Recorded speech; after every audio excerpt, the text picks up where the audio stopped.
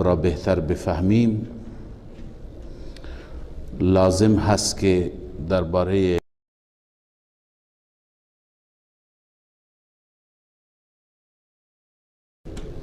فهم قرآن مجید، برای اینکه کلام رب را بهتر بفهمیم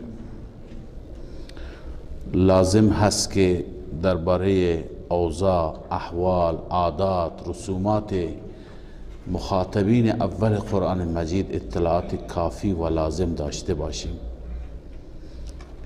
و خلاصه اون چی که خواندیم این بود که مشرکین مکه خودشون را مذهبی می دانستند و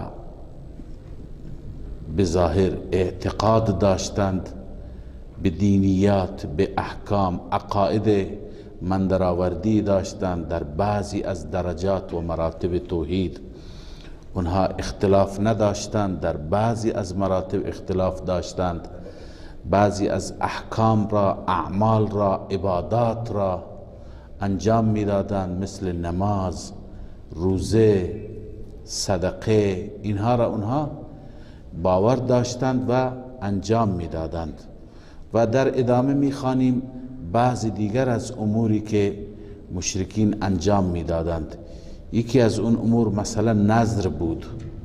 گاهی برای خدا نذر میکردند، گاهی برای خدایان باطل نذر میکردند و وقتی که نذر میکردند قربانی را میکشتند، گوشت قربانی را تقسیم میکردند، سهم خدا را جداگانه میگذاشتند، سهم خدایان را جداگانه میگذاشتند، سهمی که برای خدا تعیین کرده بودند اون را به فقرا، به مستمندان، به مستحقان میدادند و اونی که مال خدایان بود بیشتر به مجاورینی که برای اون خدایان و برای اون بتها خدمت میکردند به اونها میدادند.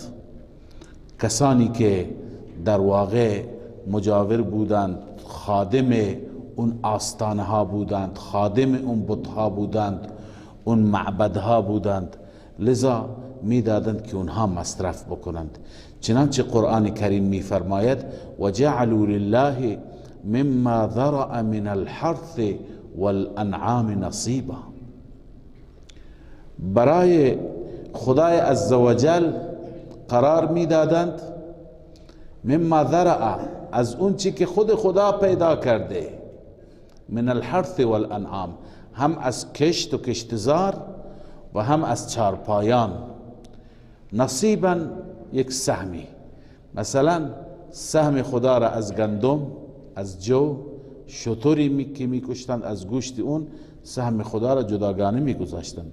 فقالوا هذا لله بزعمهم و هذا لشرکائنا، طبق زعم خودشون، طبق گمان خودشون میگفتن این مال خدا، اینم مال شرکا، مال آلهه، مال خدایان دروغین. و این یکی از عادات اونها بود، از آداب اونها بود، از رسومات اونها بود که بیانگر این هست که اونها هم برای خدا احترام قائل بودند، هم برای خدایان باطل خودشون. و همچنین بسیاری از خصال فطرت که این خصال فطرت اونطوری که در احادیث ما داریم، در روایات داریم، اینها بیشتر منسوب بودن به سیدنا ابراهیم علیه السلام و از سنن ابراهیمی بودند. مشرکین اینها را انجام میدادند چون خودشون را ابراهیمی می نامیدند، متبع سیدنا ابراهیم می دانستند. از خصال فطرت مثلا غسل جنابت، بعد از جنابت غسل کردن، مزمزه کردن، استنشاق کردن، ختنه کردن و ناخنها را گرفتن، اینها از خصالی بودند که مشرکین چون خودشون را متدین میدانستند، چون خودشون را ابراهیمی میدانستند، بر اینها پایبند بودند. چنانچه حضرت امام ولی الله دهلوی رحمه الله میفرماید و ما زال الغسل من الجنابه سنت معمولة عندهم. غسل از جنابت همواره به عنوان یک سنت معموله و سنتی که عمل میکردن به او پیش اونها بود. و كذلك الختان و سائر خصال الفطره، ختنه بچه ها، پسر بچه ها و تمامی خصال فطرت. و می گفتند در تورات این البته مطلب بود که ان الله جعل الختان میسمة على ابراهیم علیه السلام و ذریته. خداوند ختنه کردن را علامتی برای ابراهیم و ذریه ابراهیم گذاشته، یعنی هر که ابراهیمی هست و از نسل و از ذریه ابراهیم هست باید ختنه داشته باشد. و هذا الوضوء يفعله المجوس واليهود وغيرهم وكانت تفعله حكماء العرب. وضوء را همگان مشرکین، حتی مجوس، یهود و حکمای عرب انجام میدادند، وضو میگرفتند. پس اونها هم به زعم خودشون متشرع به شریعت بودند، پایبند شرع بودند، پایبند احکام بودند، احکام و واجبات به جای خود پایبند سنن بودند، مستحبات بودند. و همچنین مشرکین مکه موهای سر خودشون را فرق می کردند. فرق اینه که یه خطی از وسط موی سر بگذارند و موهای سر را به دو بخش راست و چپ تقسیم بکنند. چنانچه روایت در صحیح مسلم هست از ابن عباس رضی الله تعالی عنهما، عن ابن عباس رضی الله عنهما قال كان اهل الكتاب يسدلون اشعارهم. اهل کتاب سدل می کردند موهاشون را. سدل یعنی رها کردن به حال خود، آویزان کردن، که موهایشون به هر طرفی پایین بود. این قسمت به قسمت گوش، قسمت گوش چپ به قسمت و قسمت ناصیه و پیشانی به طرف راست، موها به هر طرف که افتاده باشد، آویزان باشد، اینو سدل میگویند. اما وکان المشرکون یفرقون رؤوسهم. مشرکین مکه فرق میکردند، سدل نمیکردند. فرق همینه که از وسط سر به دو نصف تقسیم میکردند. و کان رسول الله صلی الله علیه و سلم يحب موافقة اهل الكتاب فيما لم يؤمر به. در مسائلی که از طرف خداوند دستوری صادر نشده بود، رسول الله دوست داشتند در چنین مسائل با اهل کتاب موافق باشند، چون اهل کتاب دیگه کتاب آسمانی داشتند، بیشتر منسوب بودند به دین الهی و آسمانی. لذا رسول الله بیشتر دوست داشتند که البته در مسائلی که برای رسول الله دستوری از خدا صادر نشده بود، نصی نبود، در این نوع مسائل دوست داشتند که به شکل اهل کتاب باشند. فصدل رسول الله صلی الله علیه و سلم ناصیته. لذا رسول الله ناصیه و موهای قسمت جلو را صدل کردند، بهار خود راحت کردند. اما ثم فرق بعدو، سپس فرق کردن، گویی از جانب الله عزوجل دستور آمد، حکم آمد، اشاره شد که شما فرق کنید، چون فرق از سنت ها و خصال ابراهیمی هست. بس ببینید اینجا مشرکین حتی نسبت به یهود بر صواب بودند، بر طریق درست بودند. بعد از اون حضرت صلی الله علیه و سلم موهای مبارک خودشون را فرق کردند. پس مشرکین به زعم خودشان صاحب یک دین بودند، صاحب یک ملت بودند، صاحب آیین و شرع بودند. مرده های خودشون را، اموات خودشون را دفن می کردند، قبر می کردند، مثل بسیاری از اقوام که می سوزاندند و پودر می کردند چنان نمی کردند. فقال انس فکان فیه ما اقول لكم قبور المشرکین. در صحیح بخاری هست، اون زمینی که برای مسجد خریداری کردن، در اون زمین قبور مشرکین بود. این قبور از زمان جاهلیت بود، پس اینا دفن میکردن که بعدا میاد که استخوانها را بیرون کردن و از اونجا بردن جای دیگه. چنانچه تفصیلش در صحیح مسلم است.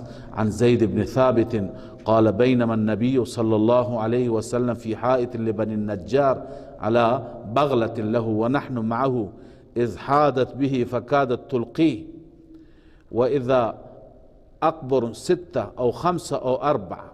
این حدیث دیگری هست البته که رسول الله صلی الله علیه وسلم در باغی از بنو النجار بر قاطری سوار بود که نزدیک بود او را بندازد. اونجا 6 7 5 تا یا 6 تا یا 7 تا 4 تا یا 5 تا یا 6 تا قبر بود. بعد فرمود که چه کسی صاحبان این قبر را میشناسد؟ مردی گفت من. پرسید که کی اینها از درگذشتن، از این دنیا رفتن؟ گفت که فقال ماتوا فی الاشراک، در زمان شرک و در زمان جاهلیت اینها مردند. پس معلوم میشه که اونها مرده های خودشون را قبر میکردند. و همچنین مشرکین وقتی که میخواستند حیوانی را، گوسفندی، شتری میخواستند که از گوشتش استفاده بکنند، ذبح میکردند یا نحر میکردند. گوسفند را ذبح و شتر را نحر، همانطور که سنت خلیل ابراهیم علیه السلام هست و در دین اسلام هم همینه. چنانچه شاه ولی الله میفرماد ولم تزل سنتهم الذبح فی الحلق والنحر فی اللبه. سنتشون ذبح در حلق بود و نحر در سینه بود. ما كانوا يخنقون ولا يبعجون، مثل بسیاری از اقوام دیگه نبودند که گوسفند را خفه کنند یا شکمش را چاک بدند و پاره بکنند. نه، اونها خودشون را بر این سنت پایبند میدانستند. همچنین یکی از سنت ها الان در اسلام سنت عقیقه هست. این سنت ها همه از سنت هایی هست که از انبیاء گذشته به ویژه از ابراهیم علیه السلام به ارث مانده بود و مشرکین مکه عقیقه هم داشتند. برای تولد فرزندان خودشون عقیقه میکشتند. چنانچه روایتی هست، این روایت در سنن ابو داود هست. سمعت ابي بريدة رضي الله تعالى عنه يقول كنا في الجاهلية اذا ولد لأحدنا غلام ذبح شاة.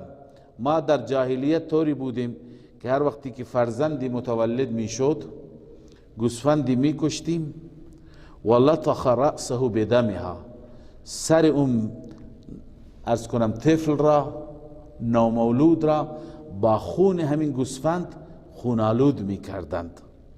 فلما جاء الله بالاسلام كنا نذبح شاة. وقتی که خداوند اسلام عزیز را برای ما آورد همون کار را میکردیم، البته گوسفند میکشتیم و نحلق رأسه، سرش را حلق میکردیم، موهای سرش را میتراشیدیم و نلطخه بزعفران، بجای اینکه خون، چون نجس و کثیفه، بجای اینکه با خون آلود کنیم با زعفران سرش را در حال رنگی میکردیم و زعفران میزدیم. پس اینجا استدلال دیگری هم عون المعبود شرح ابو داود گرفته که فیه دلیل علی تلطیخ رأس مولود بالدم. هنوز بعضی از مردم از همون جاهلیت به ارث بردند، بچه که متولد میشه سرش را با خونالود میکنند. ایشون میفرماید که دلیل هست این حدیث بر این که سر بچه نباید با خون خون گوسفند خونالود بشه و میفرماید این از عمل جاهلیت است و منسوخ است. اسلام اینو منسوخ کرده. فیه دلیل علی تلطیخ رأس المولود بالدم من عمل الجاهلیه و انه منسوخ. پس اینها همه از عاداتی بود، از آدابی بود، از اعمالی بود که در میان مشرکین مروج بود. پس مشرکین دهری نبودند، کمونیست نبودند، منکر خدا نبودند. اونها خدا را قبول داشتن به زعم خودشون، اما خدا را هم می پرستیدند، خدایان باطل را هم می پرستیدند. احکام خدا و دستورات و حتی سنن و خصالی که بر پیامبر خدا بر ابراهیم بود به اونها هم پایبند بودند، اما اشکالشون هم اعتقاد و باورشون بود و شرک فی الالوهیت بود که ما انشاءالله در ادامه بحث میخوانیم که ما در چه مواردی با مشرکین مکه اختلاف داریم و قرآن اختلافش در چه مواردی هست، به اونجا هم میرسیم. مطلب دیگر این که مشرکین مکه به ملائکه هم اعتقاد داشتند، ملائکه را هم قبول داشتند، باور داشتند. شاه ولی الله می فرمد وقد کثر ذکر الملأ الاعلا و حملت العرش فی اشعار الجاهلیه. وقتی که اشعار جاهلیت را بررسی میکنیم میبینیم که در رابطه با ملأ اعلا، درباره فرشتگان، درباره حاملین عرش، انواع فرشتگان تو شعرهایشون هست. معلوم میشه که اونها ملائکه را هم قبول داشتن. ما ایمان به ملائکه داریم، ما مسلمان ها، اونها هم به ملائکه ایمان داشتن. اینها تمام جزء ایمانیات هستند و این اعتقاد را داشتند، همون اعتقادی که ما داریم که وانهم لا یأکلون ولا یشربون، ملائکه نمی خورند نمی نوشند، ولا یتغوطون، نه نیازی به قضای حاجت و دستشویی دارند، ولا ینکحون، نه ازدواج می کنند، و انهم قد یظهرون لافاضل الادمیین، گاهی ملائکه خودشون را نشون میدن و ظاهر میشن برای انسانهای بزرگمنش، برای بزرگمردان، فیبشرونهم و ینذرونهم، و اونها را مژده میدن، اونها را بیم میدن. علی ای حال اینو در این اعتقاد، این باور در میان مشرکین بود. یکی دیگر از این که مشرکین، دلایلی که مشرکین به خدا ایمان داشتند اینی که سوگند وقتی که میخوردند به غیر خدا هم سوگند میخوردند، به لات و العزی هم سوگند میخوردند، اما بالاترین سوگند، غلیظترین سوگند و اون سوگندی که بعد از اون بدنشون و تنشون میلرزید، سوگند به خدا بود، سوگند به خدا بود. لذا شاید به خدایان خودشون هرگاه سوگند میخوردن زیاد پایبند نبودن، اما وقتی که از آیات قرآن معلوم میشه وقتی که به خدا سوگند میخوردند دیگه اون سوگند حقیقی بود. چنانچه در سوره مبارکه انعام داریم و اقسموا بالله جهد ایمانهم لئن جاءتهم آیة لیؤمنن بها. اونها سوگند میخوردن به خدای عزوجل، جهد ایمانهم، این سوگند بالاترین سوگند بود، نهایت سوگند بود که اگر برای ما معجزه بیاوری، اون معجزه که ما میخواهیم، اون آیه و نشانه که ما میخواهیم، لیؤمنون بها، حتما به او ایمان خواهند آورد. و همچنین اونا چون اعتقاد به قیامت نداشتند، برای این هم به خدا سوگند میخوردند. و اقسموا بالله جهد ایمانهم لا یبعث الله من یموت، به خدا سوگند میخوردند، سوگند سخت و نهایت سوگند که کسی که بمیره دوباره خدا اونو زنده نمیکنه. این از باورهایشون بود، بر این سوگند میخوردند.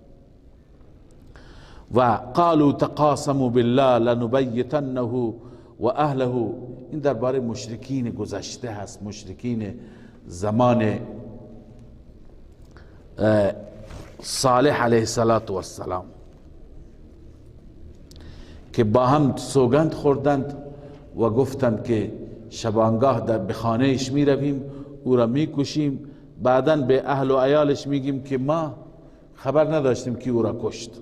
قالوا تقاسموا بالله، بین همدیگر با هم سوگند خوردند، سوگند به خدا، اونها هم خدا را قبول داشتند. خلاصه از این نوع آیات در قرآن مجید فراوان است، زیاد هست. معلوم میشه که مشرکان به خدا اعتقاد داشتند که به خدا سوگند میخوردند. همچنین مشرکین وقتی که یک زن و مرد میخواستند با هم دیگه ارتباط بگیرند، این رابطه از طریق نکاح بود. مثل بقیه غیر متدین های دنیا نه که همینطور رابطه بگیرند، حتما نکاح میکردن. گرچه انواع نکاح زیاد بود، نکاح های جاهلیت را اسلام عزیز منسوخ کرد، اما باز هم نکاح در میانشون مروج بود. چنانچه روایتی هست از ام المؤمنین عایشه صدیقه رضی الله تعالی عنها و این روایت در کتاب النکاح صحیح بخاری هست.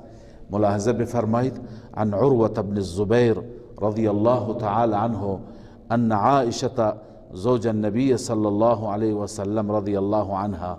عروة بن الزبير که خواهرزاده ام المؤمنین است، ایشون از خاله خودش عایشه رضی الله عنها روایت می کند که اخبرته ان النکاح فی الجاهلیت کان على 4 انحاء. در زمان جاهلیت نکاح بر 4 نوع بود، 4 قسم بود. فنکاح منها نکاح الناس اليوم. یکی از صورتهای نکاح همین نکاحی هست که امروز ماها داریم. یخطب الرجل الى الرجل ولیته ابنته فیصدقها ثم ینکحها، که یک مردی پیش میخواست از دختری هرگاه خواستگاری بکند، پیش ولیش میرفت و از اون ولی اون دخترش را خواستگاری میکرد و مهر تعیین میشد، نکاح منعقد میشد. این در زمان جاهلیت مرسوم بود. 3 نوع دیگر نکاح بودند که اونها را اسلام منسوخ کرد.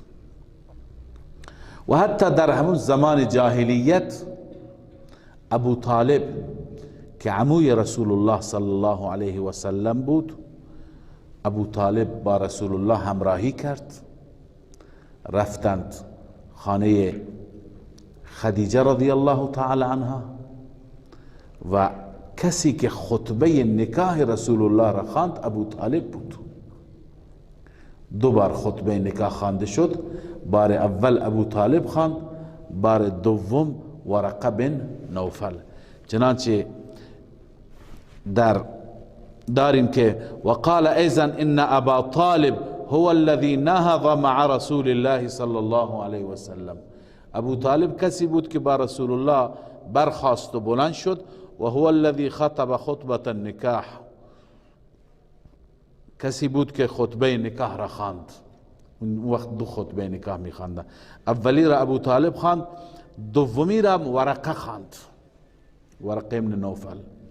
ورقه ابن نوفل وقتی که خواند گفت فاشهدوا علی یا معاشر قریش، ای جماعت قریش گواه باشید، بانی قد زوجت خدیجه بنت خویلد، من خدیجه بنت خویلد را ازدواج دادم، به عقد در آوردم. به عقد چه کسی؟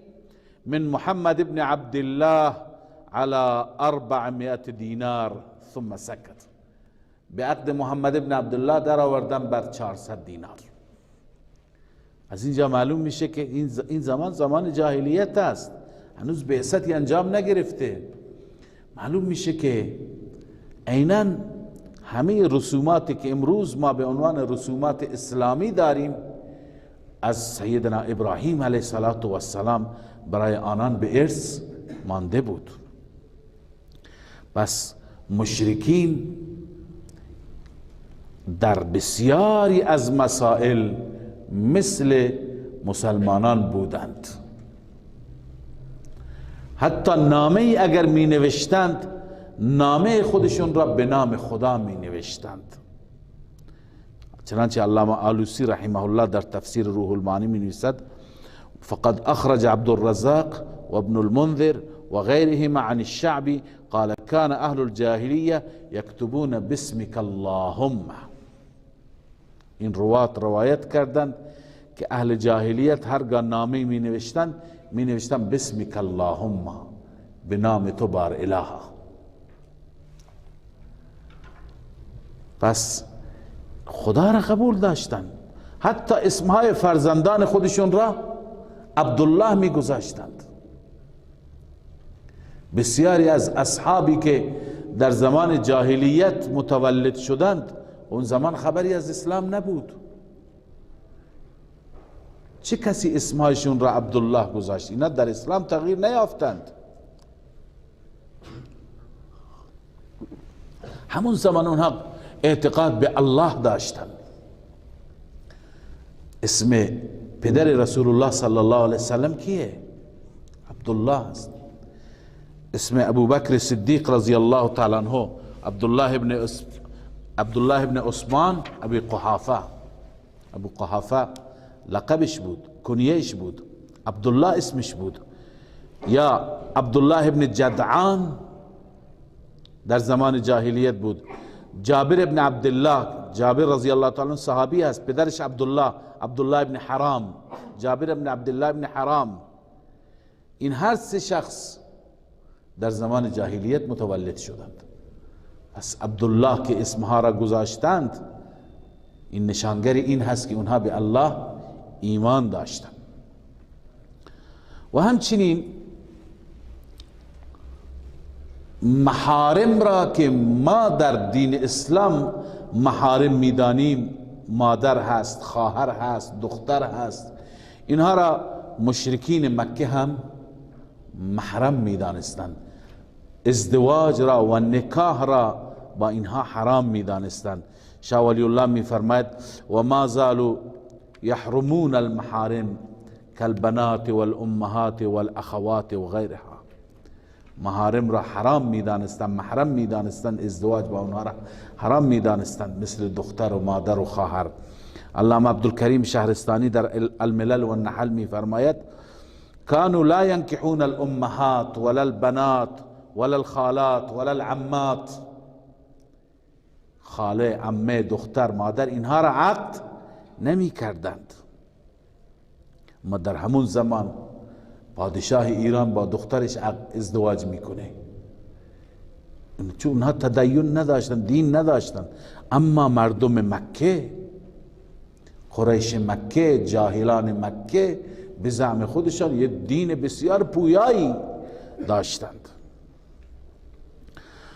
و همچنین بسیاری از منکرات، گناهان، معاصی که ما اونها را گناه میدانیم، اسلام اونها را گناه میداند، ادیان الهی اونها را معصیت میدانند، مشرکین هم اونها را گناه میدانستند، گرچه در باب عمل سست بودند. مثلا زنا را بد میدانستند اما مرتکب میشدند، ولی گناه را گناه میدانستند. خب این دیگه بیانگری این هست که متدین به یک دینی هست. چنانچه حضرت شاه ولی الله در الفاظ الکبیر که به زبان فارسی میفرماید و تحریم قتل و سرقت، بعضی از گناهان، و تحریم قتل و سرقت و زنا و ربا و غصب نیز در اصل ملت ثابت بود، یعنی در اصل دینشون بود. انکار بر فعل آنها فی الجمله جاری، فی الجمله و خلاصه این بود که اینا بد میدانستند، اما جمهور مشرکین مرتکب آن بودند. عموما مشرکین مرتکب می شدند و به حکم نفس اماره می رفتند. یکی از دلائل اینه که وقتی که خدای عزوجل دستور دادند به رسول الله صلی الله علیه وسلم که رسول الله با زنان تازه مسلمان بعد از فتح مکه بیعت بکنند، رسول اکرم صلی الله علیه وسلم بیعت کردند زنها را، گفتن یبایعنک علی الا یشرکن بالله شیئا ولا یسرقن ولا یزنین ولا یقتلن اولادهن الی آخره، که ای رسول الله زنان با تو بیعت بکنند بر این که شرک نکنند، دزدی نکنند، زنا نکنند. وقتی که تک تک این معاصی را آن حضرت صلی الله علیه و سلم نام می برد، هنده که همسر ابو سفیان بود، هنده بنت عتبه و معروف است به هند جگرخوار، اینجا تازه مسلمان شده بود. وقتی که آن حضرت فرمود ولا یزنین، گفت یا رسول الله ما این کار را در زمان جاهلیت بد می دانستیم و نمی کردیم، چه برسد در زمان اسلام.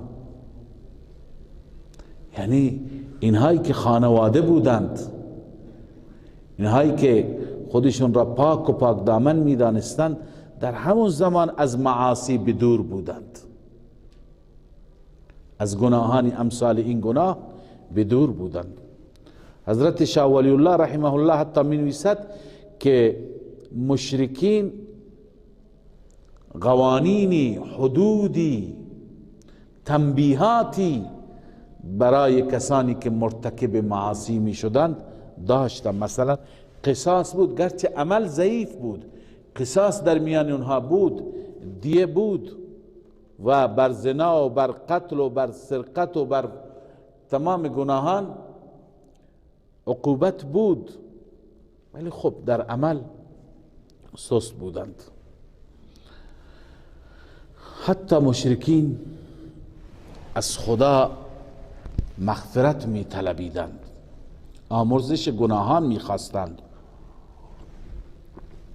اینو در قرآن همیشه می خوانیم در سوره انفال، و ما کان الله معذبهم و هم یستغفرون. گرچه بعضی اینطور تفسیر کردند که و هم اشاره به مؤمنین است، مرجع ضمیر مؤمنین است، که خداوند مشرکین مکه را عذاب نمیده، چون که اونجا در مکه بعضی از ضعفای مؤمنین هستند که شب و روز استغفار می طلبند، به برکت وجود اونها بر اینها عذاب نمیاد. اما بیشتر مفسرین یا بسیاری از مفسرین گفتن نه، و هم یستغفرون، اینا مشرکینند، مشرکینی که از خدا مغفرت می طلبند. چنانچه علامه خازن در تفسیر خازن می فرماید و قال بعضهم هذا الاستغفار راجع الى المشرکین، بعضی گفتن این استغفار برمیگرده به مشرکین. و ذلك انهم كانوا يقولون بعد فراغهم من الطواف غفرانك غفرانك، این اشاره به اون جریانی هست که بعد از فراغت از طواف مغفرت می طلبیدند، غفرانك غفرانك می خواندند. آیه شریفه در سوره آل عمران شاید چندین بار شما را به خود متوجه کرده، ان الذين كفروا بعد ایمانهم ثم ازدادوا كفرا لن تقبل توبتهم. کسانی که کفر کردند بعد از ایمان، مراد از این ایمان ایمان فطری هست، بعد از ایمان کفر کردند، ثم ازدادوا کفرا، سپس این مسیر کفر را ادامه دادن بیشتر، لن تقبل توبتهم، توبه اینها پذیرفته نمیشه، هرگز پذیرفته نمیشه. خب حتما این سوال برای شما پیش آمده که چطور توبه پذیرفته نمیشه؟ هر کسی توبه بکند توبه او پذیرفته میشه، مشرک توبه بکند، کافر توبه بکند توبهش قبول میشه، چطور خدا میفرماید لن تقبل توبتهم؟ اینجا مفسرین میگویند مراد از این توبه، توبه از کفر، توبه از شرک نیست. اگر از کفر توبه بکند توبهش قبول میشه. الاسلام یهدم ما کان قبله، اسلام کی بیاورد، اسلام تمام پرونده گذشتهش را پاک و صاف می کند. منظور از پذیرفته نشدن توبه از بقیه معاصی هست. از کفر توبه نمیکنه، فقط میگه که من دروغ گفتم توبه میکنم. از کفر توبه نمیکنه، از زنا توبه میکنه. از کفر توبه نمیکنه، از شرابخواری توبه میکنه. خب این که ایمانی ندارد لن تقبل توبته. این به این معنا هست، چون ایمان ندارد توبهش قبول نمیشه.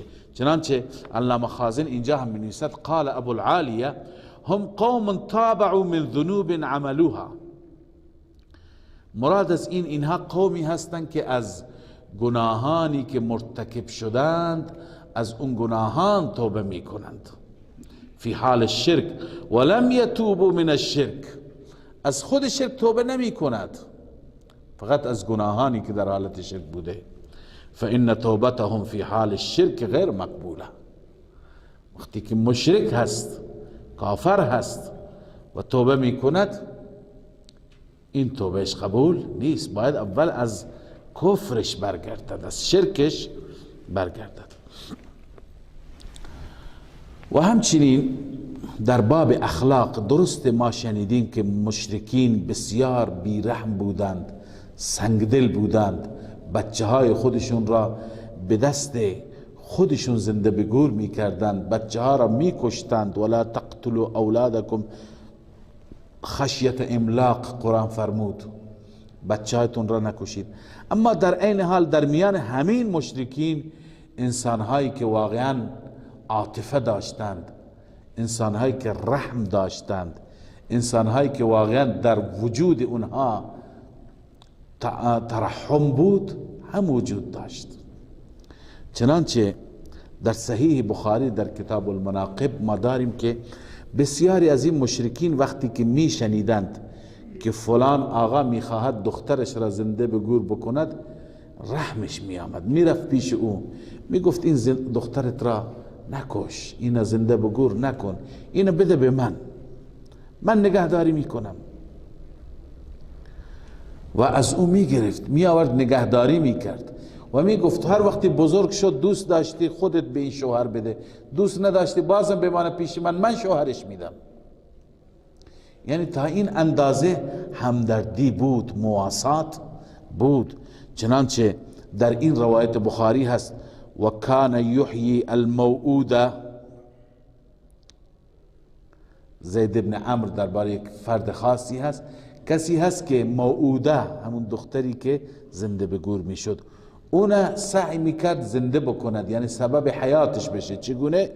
یقول للرجل اذا اراد ان یقتل ابنته، مردی که میخواست دخترش را بکشد میرفت پیش او میگفت لا تقتلها، نکش، انا اکفیکها مؤنتها، من زحمتش را به عهده میگیرم، به دوش میگیرم، من میبرم نگهداری میکنم.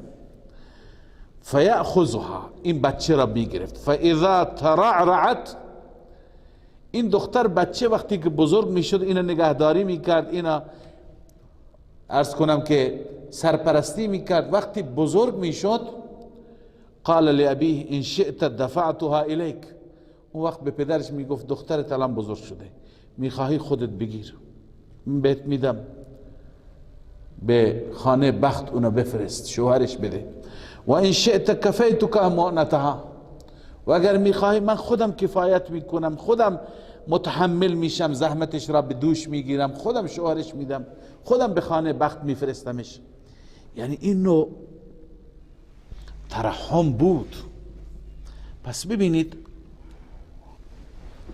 ما اگر اینا برخی از عادات بود، از اعمال بود، اخلاق بود و عقاید مشرکین که ما از صبح تا حالا خواندیم، حال برای شما هم این سوال ایجاد میشه که در بخش اعظم مسائل مشرکین با رسول الله اختلاف نداشتند، بیشتر اتفاق نظر بود، کمتر اختلاف بود. خب اختلاف اختلاف مشرکین عرب و مردم مکه با رسول الله صلی الله علیه وسلم روی چه مسائلی بود؟ آیا اونها خود رسول الله را باور نداشتند؟ به ایشون اعتماد نداشتند؟ معتقد بودند که رسول الله خلاف میگوید؟ العیاذ بالله در زمان جاهلیت معروف به دروغگو بود؟ نه خیر، قطعا چنین چیزی نیست. در زمان جاهلیت آن حضرت صلی الله علیه و سلم مصداق کاملی از امانت و صداقت بود، نماد راستگویی بود و کسی بود که در صداقت معروف بود. سرسختترین دشمن رسول الله در زمانی که ابو سفیان ایمان نیاورده بود ابو سفیان بود. ابو سفیان وقتی که پیش هرقل رفت و مأموریتش همین بود که بر علیه رسول الله تبلیغ بکنه، بر علیه رسول الله باش مذاکره بکنه تا یه وقت هرقل جای ندهد مهمانان خودش را، اصحاب و یاران رسول الله را. اونجا ببینی هرقل چی سوال کرد از رسول الله. هرقل گفت فهل کنتم تتهمونه بالکذب؟ آیا این پیامبر را، این کسی که مدعی پیامبری هست، قبل از این ادعای پیامبری شما ایشون را متهم به کذب می کردید؟ آیا دروغ می گفت؟ قلت لا. ابو سفیان بعدا خودش تعریف میکنه، میگه در اون زمان من گفتم نه. قال فهل یغدر؟ آیا غدر میکرد، خیانت میکرد، عهد شکنی میکرد؟ قلت لا. گفتم نه. پس ببین در همون زمانی که زمان جاهلیت بود، دشمن سرسخت رسول الله معتقد است که ایشون یه آدم صادقی هست، یه آدم با وفایی هست، به عهد و به پیمان وفادار است. خود آن حضرت صلی الله علیه و سلم در ابتدا وقتی که میخواستن ملت را، مردم را، قوم را به اسلام دعوت بدن، بر کوه صفا بالا رفتن. چی فرمودن؟ فقال ارأیتکم لو اخبرتکم ان خیلا تخرج بصفح هذا الجبل؟ ای قوم، اگر من به شما خبر بدهم که از پشت این کوه لشکری داره میاد برای شما، خطرناک است، میخواد حمله بکنه به شهرتون، اکنتم مصدقیه؟ آیا شما منو تصدیق میکنید اگر من چنین چیزی بگویم؟ این مقدمه ای هست برای دعوت رسول الله. قالوا ما جربنا علیک کذبا. قوم میگه ما هیچ وقت دروغ را در شما تجربه نداریم، در شما سراغ نداریم، هیچ وقت از شما دروغ نشنیدیم. پس ملاحظه بفرمایید که سرسختترین دشمنان رسول الله صلی الله علیه و سلم نسبت به ایشان چنین چیزی معتقد نبودند. پس علت مخالفت بی اعتمادی نبود. خب آیا علت مخالفت شخصی بود یا مذهبی؟ این هم خدمت شما عرض کنم که مسلما علت مخالفت شخصی نبود، با خود آن حضرت مشکل نداشتند، بلکه علت مخالفت صرفاً و صرفاً مذهبی بود. قرآن می فرماید فإنهم لا یکذبونک، ای محمد صلی الله علیه و سلم، اینهاش در واقع شما را تکذیب نمی کنند، ولكن الظالمین بآیات الله یجحدون، اما این ظالمین نسبت به آیات الهی منکرند. اینها آیات، مشکلشون با آیات الهی است، آیاتی که در رابطه با یکتاپرستی هست، آیاتی که درباره توحید است، با اونها مشکل دارند. حضرت علی کرم الله وجهه در شأن نزول این آیه می فرماید، این روایت در سنن ترمذی هست، عن علی ان ابا جهل قال للنبی صلی الله علیه وسلم، علی می فرماید که ابو جهل به رسول الله گفت انا لا نکذبک، ما تو را تکذیب نمی کنیم، ولکن نکذب بما جئت به، اون چه که تو آوردی اون تکذیب می کنیم. فانزل الله تعالی، خداوند نازل فرمود فانهم لا یکذبونک الی آخره.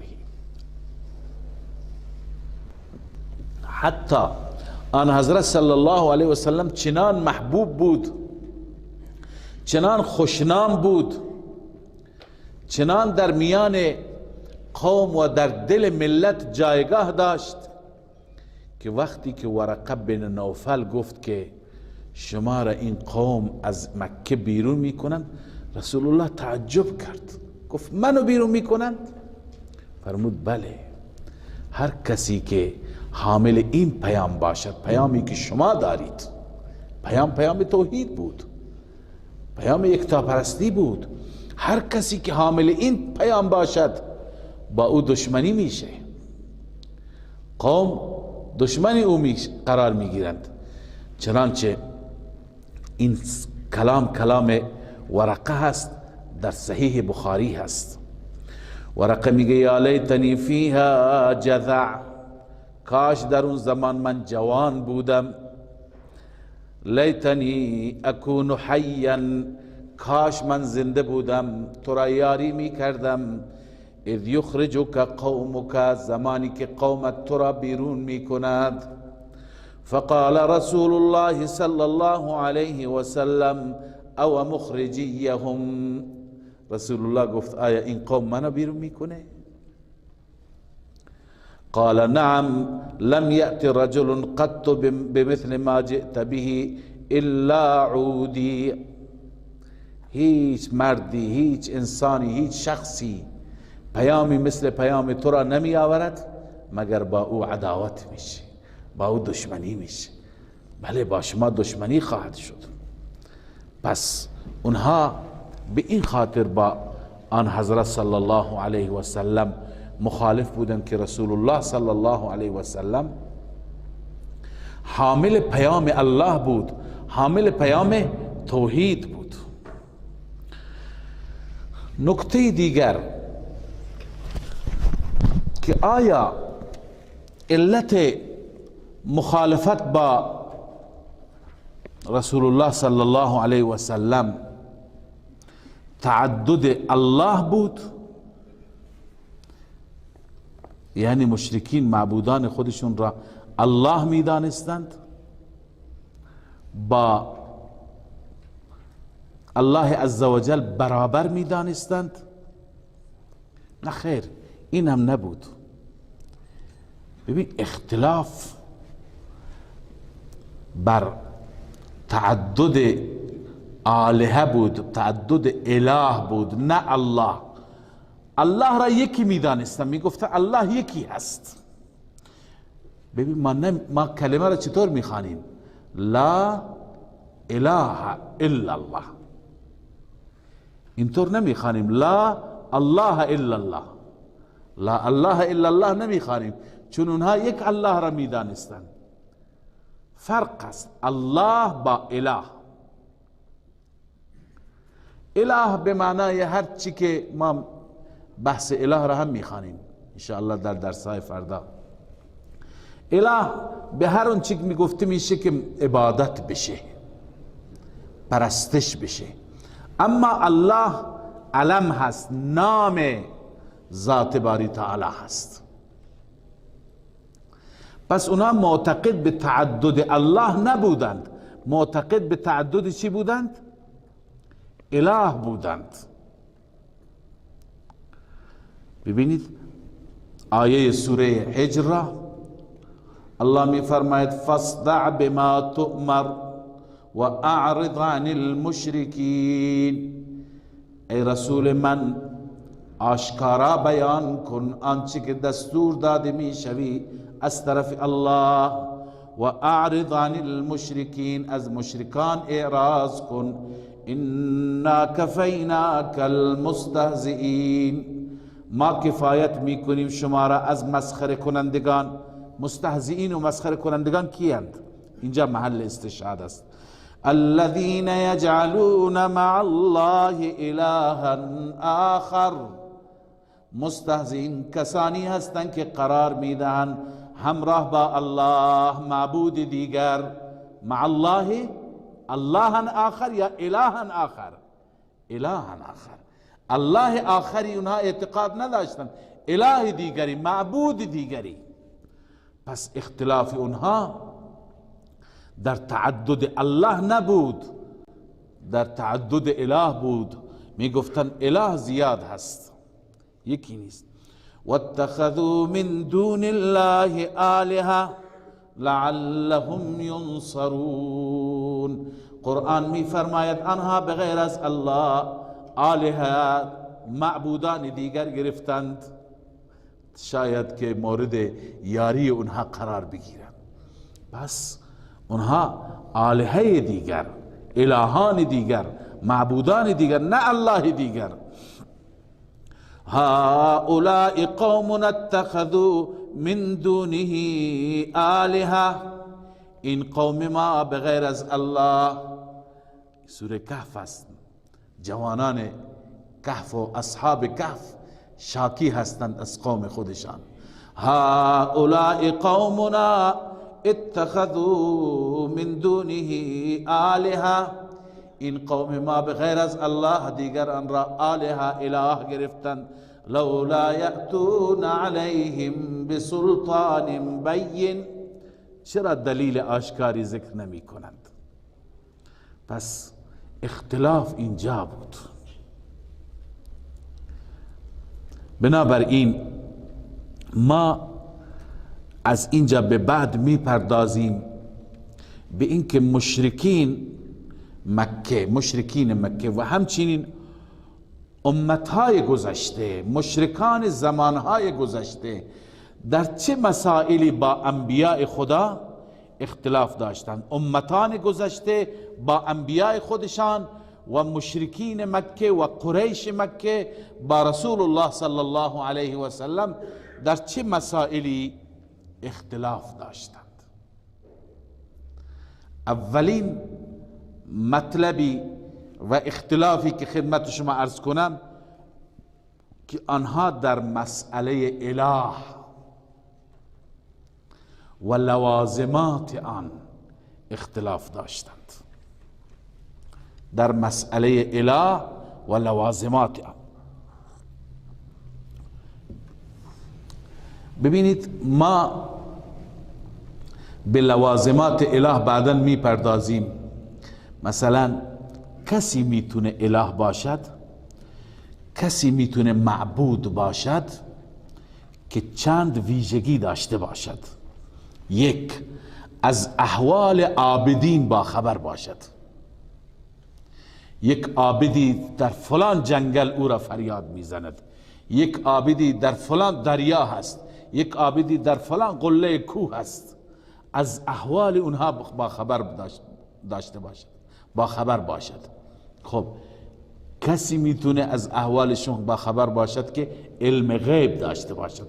پس یکی از لوازمات اله چی است؟ عالم الغیب بودن. دوم،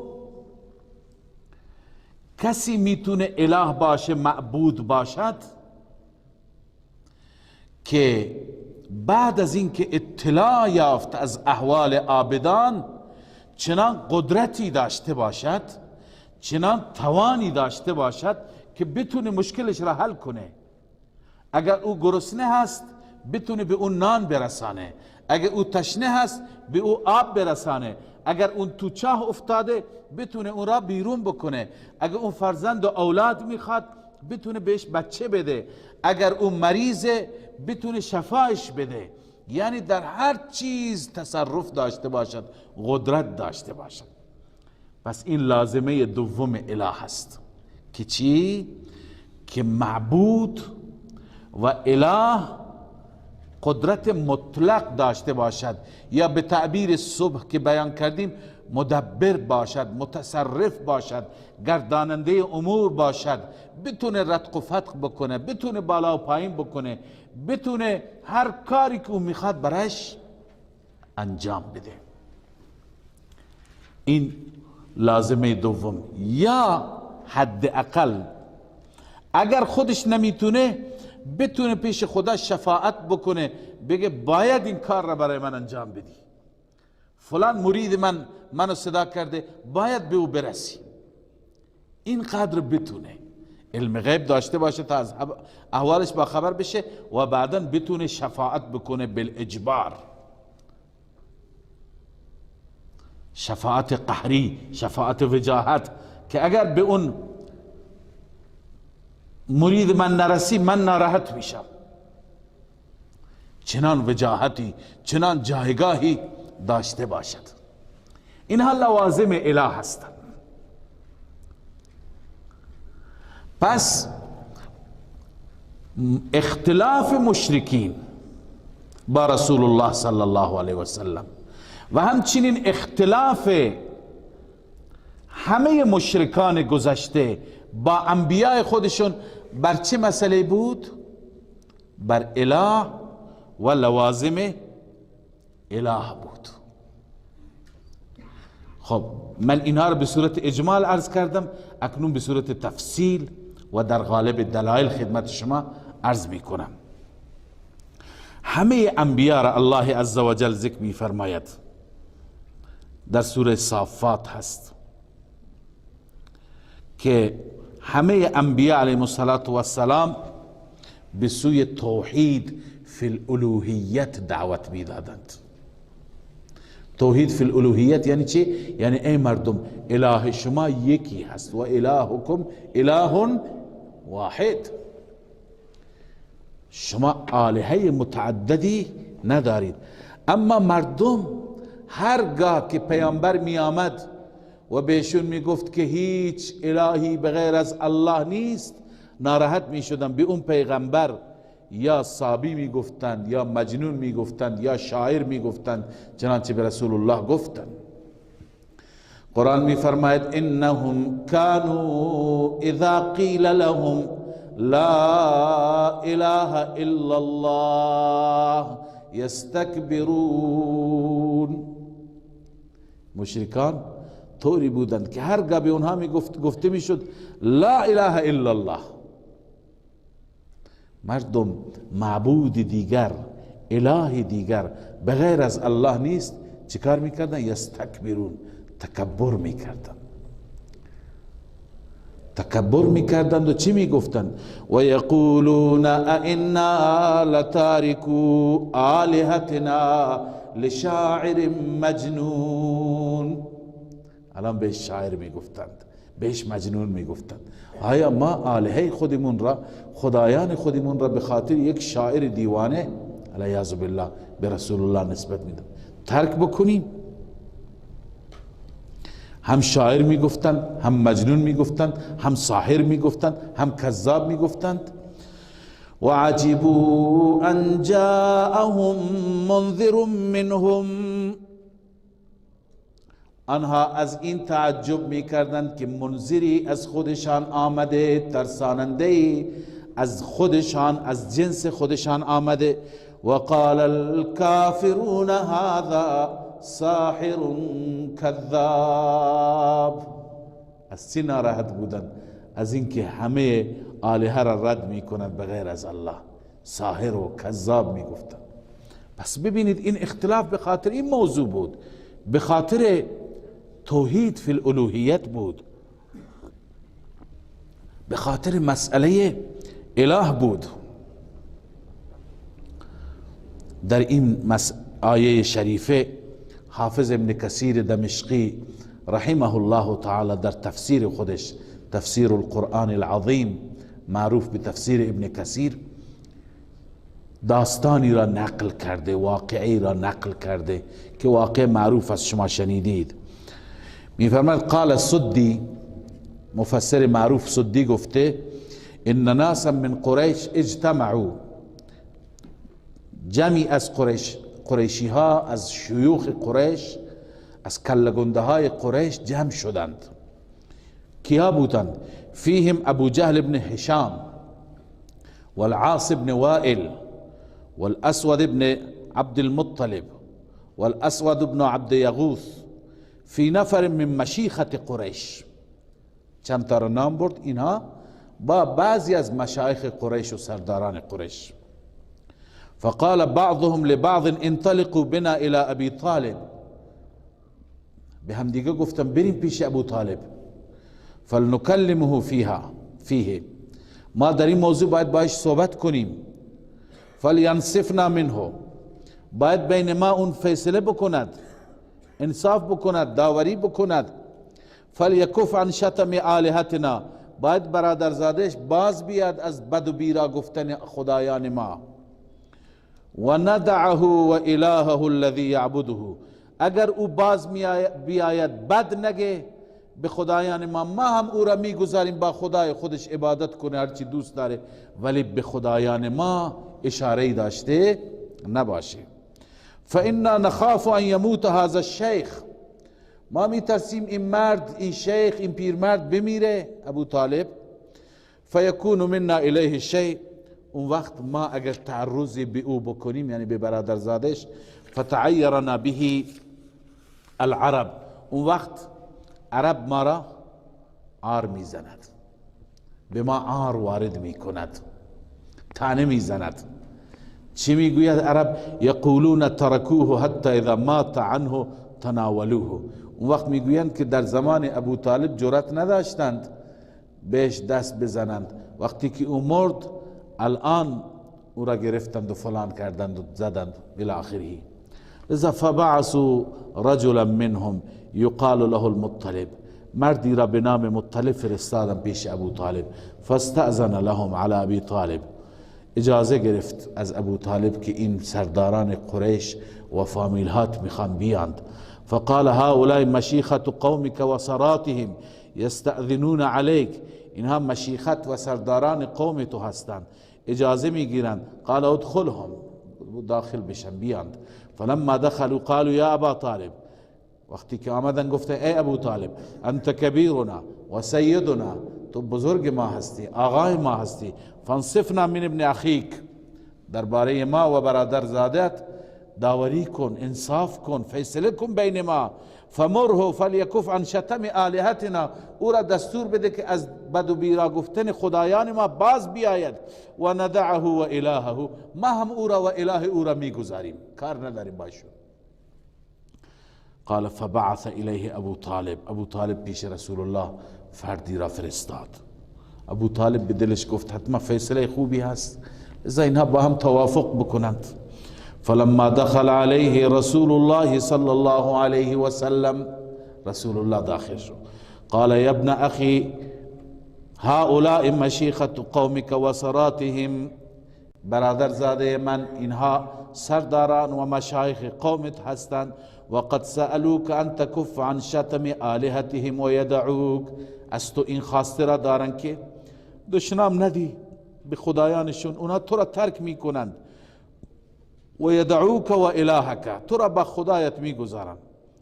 قال صلی الله علیه و سلم یا عمی، رسول الله گفت امو جان، افلا ادعوهم الى ما هو خیر لهم، آیا اونها را فرا بخوانم، دعوت بدهم به سوی چیزی که بهتر است برایشون؟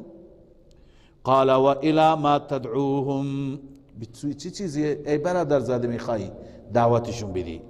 قال صلى الله عليه وسلم ادعوهم ان يتكلموا بكلمة، من آنها را دعوت میدهم به یک کلمه که اون کلمه را اینها بگویند. تدین لهم بها العرب و یملکون بها العجم، تمام عرب ها تابع اونها میشند و تمام عجم را مالک میشند، صاحب میشند.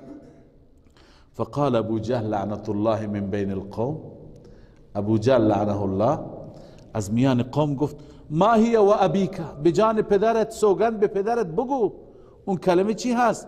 لنعطینکها و 10 امثالها، ما اون کلمه رو و 10 تا دیگه هم برات میگیم، هر چی داری بگو، اشکالی ندارد. قال تقولون لا اله الا الله.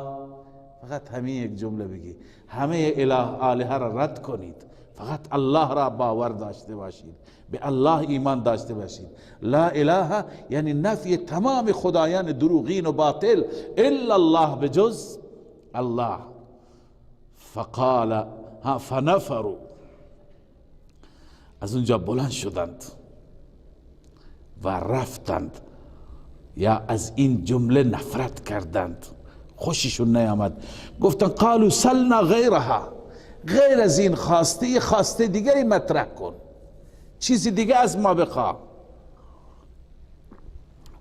قال صلی الله علیه وسلم لو جئتمونی بالشمس حتی تضعوها فی یدی، خورشید را بیاورید که به دستم بگذارید، ما سألتکم غیرها، من غیر از این کلمه چیزی دیگه از شما نمیخواهم. فقاموا من عنده غضابا، بلند شدن در حالی که خشمناک و غضبناک بودند. و قالوا والله لنستمنك و الهك الذي امرك بهذا، قسم به خدا تو را و خدایت را مورد شتم و بد و بیراه گفتن قرار می دهیم. لذا اونها ناراحت شدند. از چی ناراحت شدند؟ ببینی آماده بودند 10 برابر این کلمه بگند، اما معلوم میشه مورد اختلاف رقابت دیگه نبود. بعضی فیلم ها درست کردند، تو این فیلم ها معلوم میشه که اونها با رسول الله حسادت داشتند، اونها با تیره رسول الله مشکل داشتند. نه خیر، اونها علتهای اصلی و اساسی نیست. علت اصلی اینه که اختلاف روی مسئله اله بود. اونها میگفتند که همه آلهه، اما رسول الله میگفت فقط یک الله، و الهکم اله واحد لا اله الا هو الرحمن الرحیم، فقط رحمان الرحیم، او را باید پرستش کرد. بنابراین عزیزان، پس اختلاف مشکل تعدد الله نبود، تعدد اله بود. در سوره زمر الله می فرماید و اذا ذکر الله وحده اشمئزت قلوب الذین لا یؤمنون بالآخرة. هرگاه الله به تنهایی ذکر میشه، یاد میشه، میگن فقط الله، اشمئزت قلوب الذین، پژمرده میشه، جمع میشه، منقبض میشه دل کسانی که ایمان به آخرت ندارند، از این ناراحت میشن. چرا فقط الله؟ و اذا ذکر الذین من دونه اذا هم یستبشرون. هرگاه غیر از خدا دیگران یاد میشند، آلهه اونها مورد تذکره و قرار میگیرند، خوشحال میشن، شادمان میشند. لذا هدف اونها چی بود؟ هدف اونها این بود که فقط الله یاد نشه به عنوان معبود، بلکه بقیه معبودان هم نادیده گرفته نشوند. حتی در روایتی که در مستدرک حاکم هست، یکی از اصحاب میگه من در سوق ذی المجاز دیدم که رسول الله صلی الله علیه و سلم توحید را تبلیغ میکرد، میگفت قولوا لا اله الا الله تفلحون، لا اله الا الله بگویید، به توحید اقرار بکنید، یقینا رستگار میشید. میفرماند که یک مردی پشت سر رسول الله بود و این مرد 2 گیسوی بلند داشت، چهره درخشنده و روشن داشت و میگفت مردم این دیوانه هست، این صابی هست، از این حرف گوش نکنید. من پرسیدم این کیه که همش بر علیه پیامبر داره تبلیغ میکنه؟ گفتن عمویش ابو لهب است، عمویش ابو لهب است. پس اونها عمویش بود، برادر پدرش بود، اما مشکل اله بود، مسئله اله بود. حال موضوع دیگر که آیا شاید مشرکین از قرآن خواندن پیامبر ناراحت بودند، با قرآن مشکل داشتند؟ جواب اینه که با آیات قرآنی که در رابطه با مسائل اخلاقی بود، نصائح بود، پند و اندرزها بود، احکام بود، نماز بود، زکات بود، با این احکام حتی مشکل نداشتند، از این احکام ناراحت نبودند، از این آیات ناراحت نبودند. اون آیاتی را با اون آیاتی مشکل داشتند که در اون آیات توحید بود فقط. خود قرآن میگه اذا ذکرت ربک فی القرآن وحده، اذا ذکرت ربک فی القرآن وحده، از این ناراحت بودن.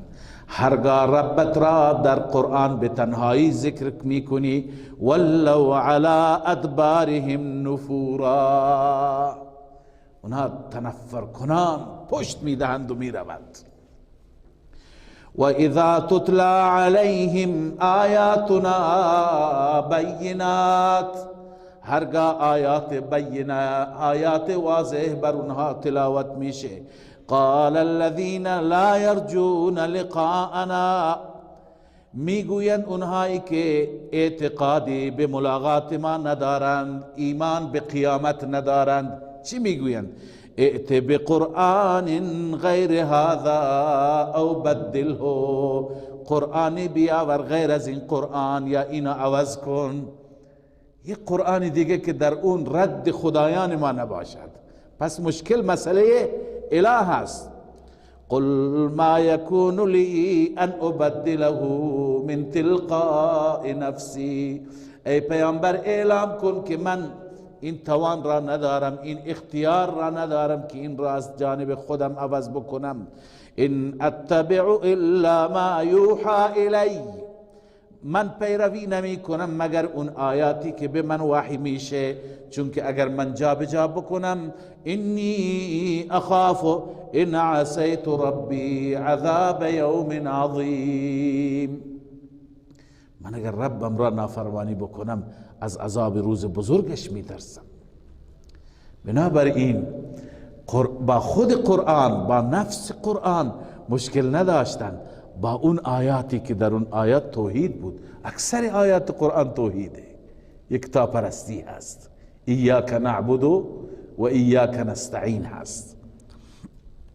بله، در رابطه با این آیه هم الله مخازن شأن نزول نوشته، مثل همون شأن نزول گذشته که 5 نفر از بزرگان قریش آمدن و رسول الله صلی الله علیه و سلم را این پیشنهاد را دادن که همه گفتن که اگر شما میخواهید که ما ایمان بیاوریم، قرآنی غیر از این قرآن بیاور، که خدای عزوجل جواب دادند.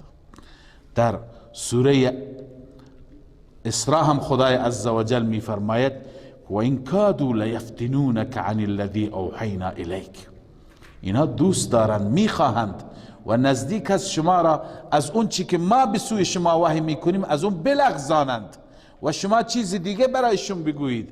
اون وقت شما را به عنوان دوست، و اذا لاتخذوک خلیلا، شما را به عنوان دوست صمیمی انتخاب میکنند. اما ولولا ان ثبتناک الیهم لقد کدت ترکن الیهم شیئا قلیلا، اگر ما شما را ثابت قدم نمی کردیم شما تمایل پیدا می کردید.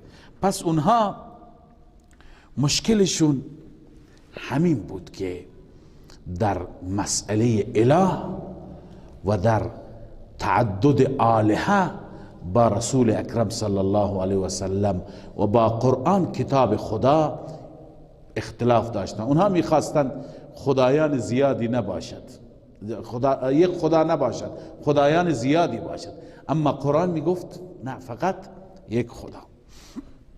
خب اما ما در بخش صبح در تقسیم توحید به 4 قسم خدمت شما عرض کردیم که مشرکین معتقد بودند کاش شما در رابطه با دیدگاه هایی که اهل خرافات امروز دارند شما اطلاعات داشتید، شما مطالعه داشتید، آشنایی داشتید. وقتی که من عقاید مشرکین را برایتون بیان میکنم اون وقت میدانستید که فرقی اهل خرافات امروز با اون روز ندارند. ولی همین قد بفهمید و اگر مطالعه بکنید کتابهایشون را به همین نتیجه میرسید که اینها هم همین عقیده را دارند. لابد از بعضی از عموم مردم شنیدید.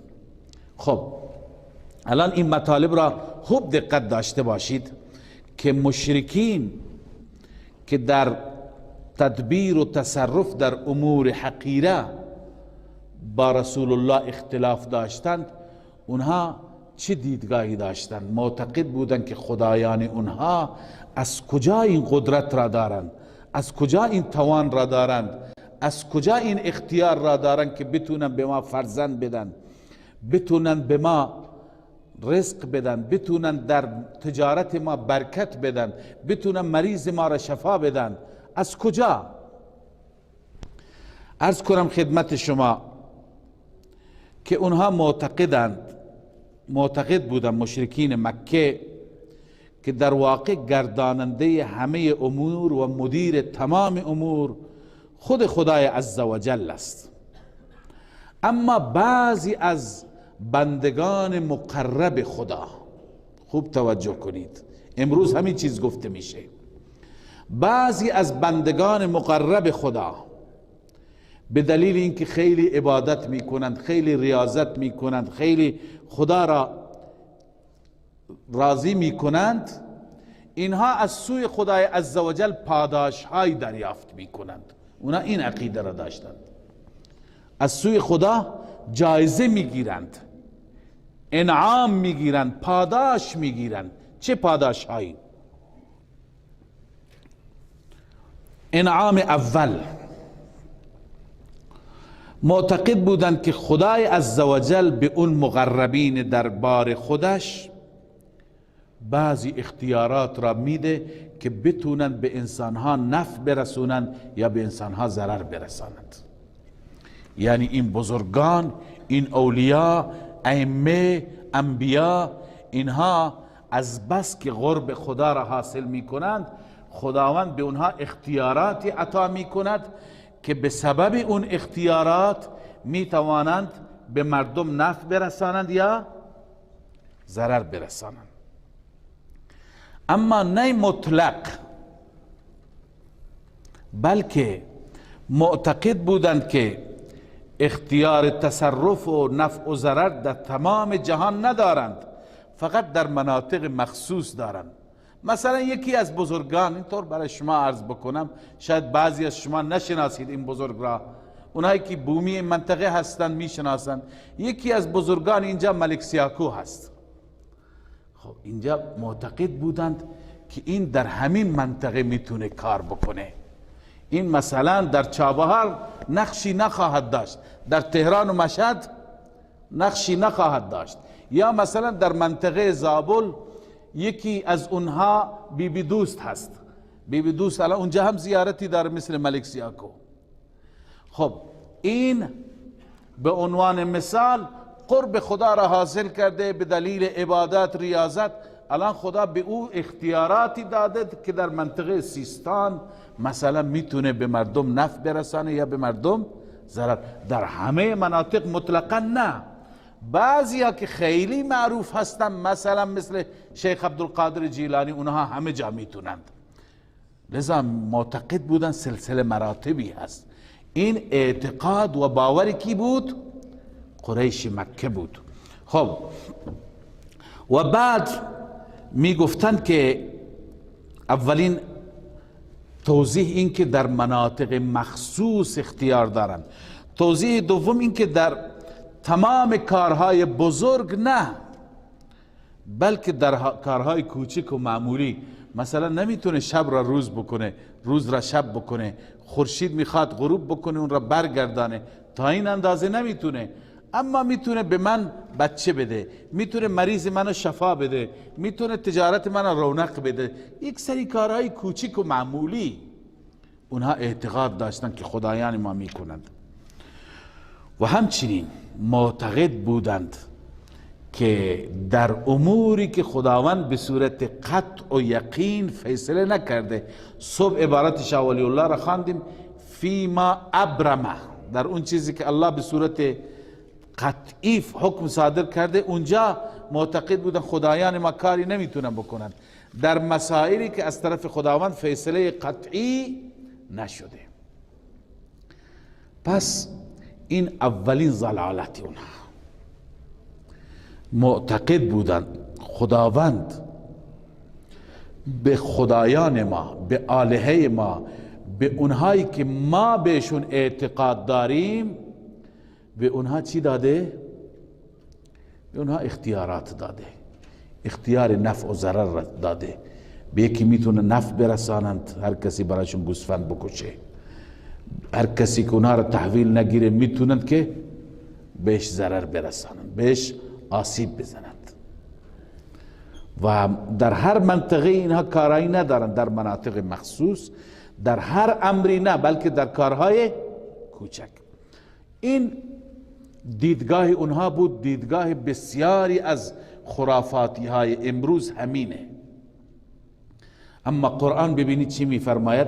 در سوره فاطر داریم الله میفرماید والذین تدعون من دونه ما یملکون من قطمیر. والذین مطلق است، هر کسانی که شما میخوانید، هر آن کسانی که شما اونها را فریاد میزنید. والذین تدعون من دونه ما یملکون من قطمیر، آنانی که شما آنها را میخوانید، فریاد میزنید، آنها مالک قطمیر هم نیستند. قطمیر میگن پوسته ای که بر خسته خرماست، پوسته نازک سفید رنگی هست بر هسته خرما، اون میگن قطمیر. اون وقتی که شما در دست بگیرید پودر میشه، خاک میشه، ارزشی هم ندارد. اذا الله میفرما به اندازه اون قطمیر هم اینها توان ندارند، یعنی هیچ. اینایی که شما غیر از خدا میخوانید. در سوره مبارکه سبا چی میفرماید؟ قل ادعوا الذین زعمتم من دون الله، ای پیامبر به آنان اعلام بفرما الذین زعمتم، آنهایی که شما میپندارید به غیر از الله اونها کاری هستند. لا یملکون مثقال ذره فی السماوات ولا فی الارض، اینها مالک نیستند به اندازه یک ذره مثقال، نه در آسمان و در زمین. و ما لهم فیهما من شرک، و نیست برای اونها در این زمین و آسمان هیچ نوع شرکتی، هیچ نقشی در زمین و آسمان ندارند. و ما له منهم من ظهیر، و از طرف اونها هیچ نوع حمایتی هم نیست، هیچ نوع حمایتی هم نمیتونن بکنن، هیچ کاری از دستشون ساخته نیست. والله یقضی بالحق، سوره مومن است. والله یقضی بالحق، الله به حق فیصله می فرماید. والذین یدعون من دونه لا یقضون بشیء، آنانی که غیر از الله می خوانند آنها هیچ فیصله ای نمیتونن بکنند، توانی برای فیصله ندارند، قدرتی برای فیصله ندارند. بس این جایگاه این خدایانی که مشرکین اونها را به عنوان اله و به عنوان مدبر و متصرف و صاحب اختیار از طرف خدا می دانستند. پس این اولین اعتقادشان بود که می گفتند مالک نفع و ضرر بود. انعام اول، خدا به اونها نفع و ضرر، مالک نفع و ضرر اونها را قرار داده. انعام دوم، می گفتند که در مناطق خودشان اینها اختیاراتی دارند که به ما کمک بکنند، به ما اولاد بدن، به ما شفا بدن، به ما برکت بدن، به ما رزق بدن. در مناطقی که جز اختیاراتشون نیست، در مناطق دیگه پیش خدا شفاعت و سفارش ما میکنن. مثلا ما از این منطقه هستیم، اینجا داریم کسی را که همیشه برش شتر میکشیم، برش گوسفند میکشیم. وقتی که ما سفر بکنیم به پاکستان، اونجا این عرض کنم که اله دروغین اونجا دسترسی ندارد، ولی اونجا میتونه شفاعت بکنه به خدا، بگه که ببین این مرید من، این عابد من، این کسی که برای من همیشه نظر و نیاز میکنه، به این هیچ آسیبی نرسه، سفارش میکنه، شفاعت میکنه. این شفاعت را هم شفاعت قهری میگویند. البته اقسام شفاعت را هم میخوانیم انشاءالله. خب این هم شرک فی التصرف است، اونم شرک فی التصرف است، اینم شرک فی التصرف، این تتمه شرک فی التصرف. اونجا در تصرفات با خدا شریک قرار دادند، اینجا میگه تصرف نداره اما میتونه چی؟ شفاعت بکنه. خدای عزوجل در اکثر آیاتی که شفاعت را با شدت رد کرده، این نوع شفاعت است، این نوع سفارشی که اونها اعتقاد داشتند. ما للظالمین من حمیم ولا شفیع یطاع. این ظالمین اینجا به معنی مشرکین است. این مشرکین هیچ دوستی نخواهند داشت، ولا شفیع یطاع، و نه چنان شفیعی که مورد اطاعت واقع بشه، خدا از او اطاعت بکند، چنین شفیع وجود ندارد. این دو انعام سوم اونها معتقد بودند. ببینید عرض کردم برای الوهیت و معبودیت چند شرط است، حداقل 3 شرط است. یا اینکه شفیع خودش قدرت داشته باشد، یا قدرت شفاعت داشته باشد. این دو. سوم اینه که علم داشته باشد، از احوال او چی بشه؟ با خبر بشه، از احوال عابد، از احوال کسی که او را فریاد میزند. اینها معتقد بودند که خداوند به بعضی از مقربین خودش علم غیب میده، به بعضی از عباد خودش، کسانی که او را عبادت میکنن، ریاضت میکنن، علم غیب میده، به اندازه‌ای که با این علم غیب بتونه از احوال کسانی که او را فریاد میزنن، از درد و غم اونها باخبر بشه. کسی که ناله و فریاد میکند بتونه به داد و فریادش برسد. اون اولی شرک فی التصرف بود، این هست شرک فی العلم. این چیه؟ شرک فی العلم. علم غیب مختص الله عزوجل است. وقتی که کسی را در علم غیب شریک خدا بدانیم، میشه شرک فی العلم. در این رابطه عقیده قرآنی و عقیده انبیاء علیهم الصلوات و التسلیمات چیه؟ الله عزوجل می فرماید این خدایان و این معبودانی که شما اونها را فریاد میزنید، اونا از احوال شما خبر نیستند، اونا اصلا صدای شما را نمیشنوند. بالفرض اگر بشنوند، اونا توان اجابت شما ندارند، اونا نمیتونن کاری برای شما بکنند. در سوره مبارکه فاطر بازم ان تدعوهم لا يسمعوا دعاءكم، الله می فرماید اگر شما آنها را فریاد بزنید، دعا بکنید، لا يسمعوا دعاءكم، آنها دعای شما را نمیشنوند، چون که علم غیب ندارند، از احوال شما خبر ندارند. ولو سمعوا، اگر بالفرض و المحال صدای شما را بشنوند، مستجابوا لكم، آنها اجابت نمی کنند برای شما، پاسخی برای دعای شما ندارند. و یوم القیامت یکفرون بشرککم، و روز قیامت نسبت به این شرک شما اونها انکار میکنند، میگویند خدایا اینها ما را صدا نزدند. ببینید یک نکته اینجا هست، یک استنباط و استدلال اینجا هست که دعا را خدا شرک گفته. ان تدعوهم، اگر دعا کنید اونها را فریاد بزنید نمیشنوند. باز همین دعا را میفرما یوم القیامت یکفرون بشرککم. اینجا بحث شرک نبود، بحث دعا بود.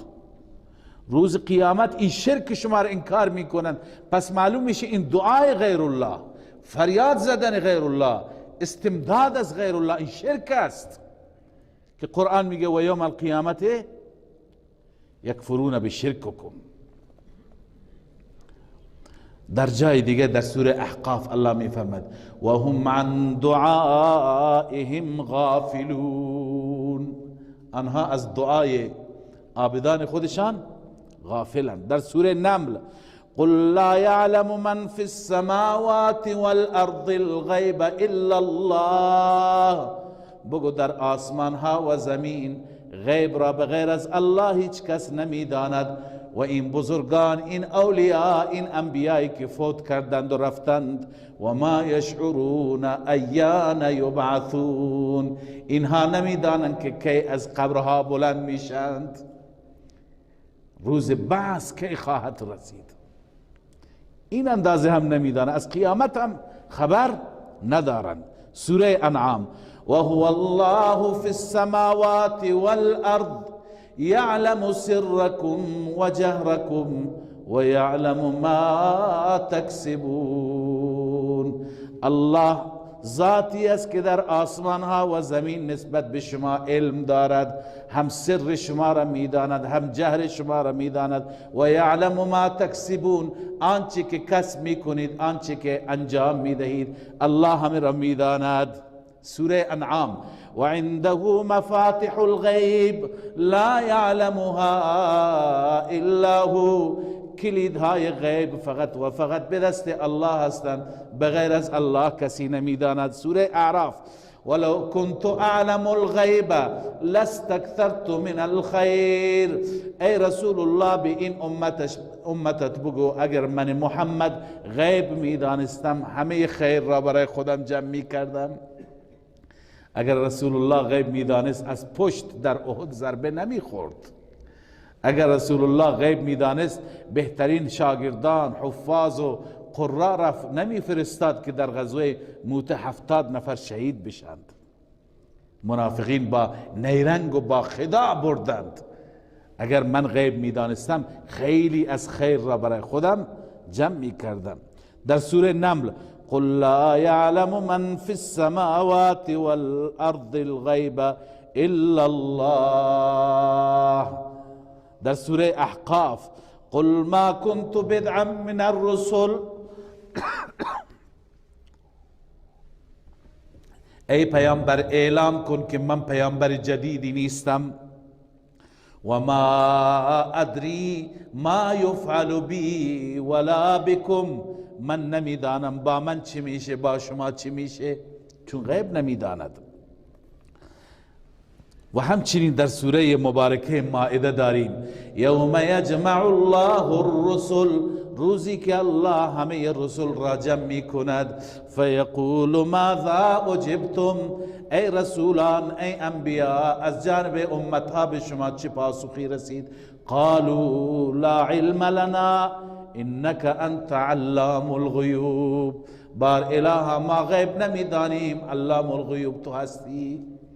پس ببینید این انبیاء همه اظهار میکنن ما غیب بلد نیستیم، غیب نمیدانیم.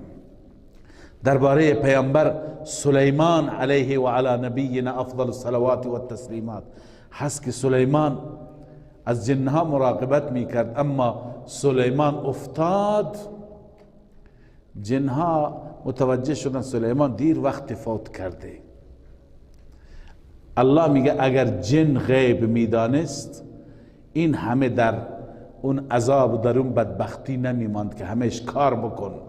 فلما خر تبینت الجن، زمانی که سلیمان افتاد برای جنات واضح شد که لو کانوا یعلمون الغیب، اگر آنها غیب میدانستند ما لبثوا فی العذاب المهین، در این عذاب جانکاه و سخت این همه سختی تحمل نمی کردند. علی ای حال عزیزان، این انعاماتی هست که مشرکین معتقد هستند خداوند عزوجل به بعضی از بندگان مقربش عطا می کند. معتقدند که خداوند عزوجل به اینها می بخشد، اینها را یا هم علم غیب میده، هم بخشی از تصرفات نفع و ضرر به اینها میده، و هم در مناطقی که جز مناطق اینها نیستند اینها را خداوند اختیاراتی میده که شفیع بشن، برای مردم شفاعت بکنند. اون چی که امروز هست شما بررسی بفرمایید، کسانی که مرتکب خرافه‌گویی هستند، کسانی که متاسفانه غیر خدا را فریاد میزنند، از غیر خدا استمداد میطلبند و کمک از غیر خدا میخواهند، اونها همین اعتقاد را دارند.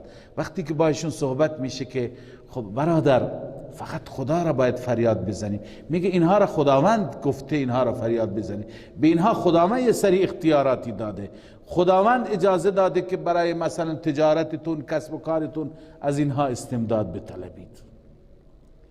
لذا این وسوسه شیطان هست، این درس شیطان است که از قدیم برای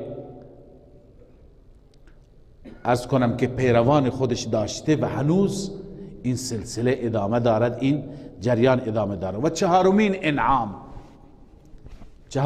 انعام گرچه تفصیل دارد، تفصیلش را انشاءالله فردا میخوانیم، اما چون سلسله قطع نشه این را من هم خدمت شما عرض میکنم. اونها معتقد بودند،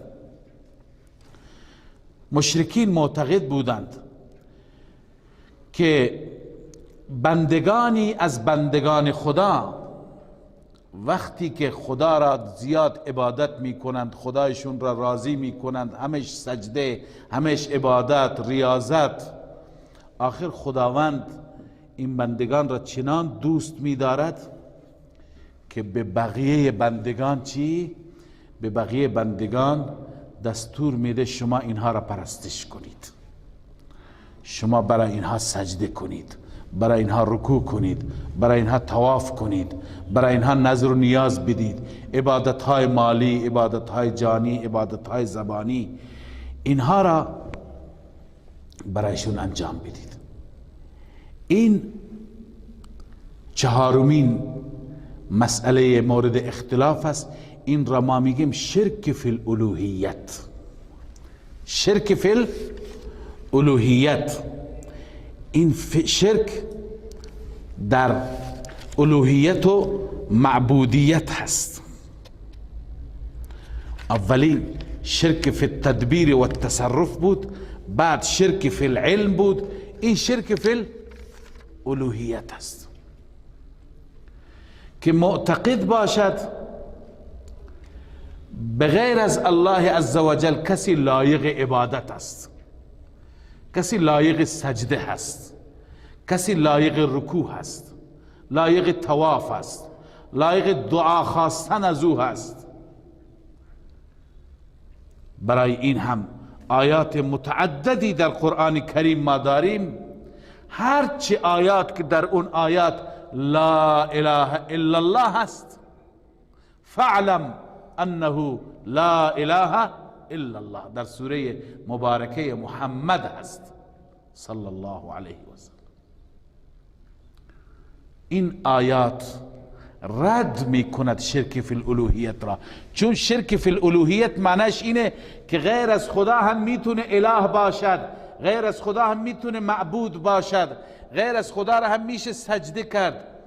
اما فاعلم انه لا اله الا الله میگه نه، غیر از خدا را نمیشه اله قرار داد، اله فقط ذات الله عزوجل هست.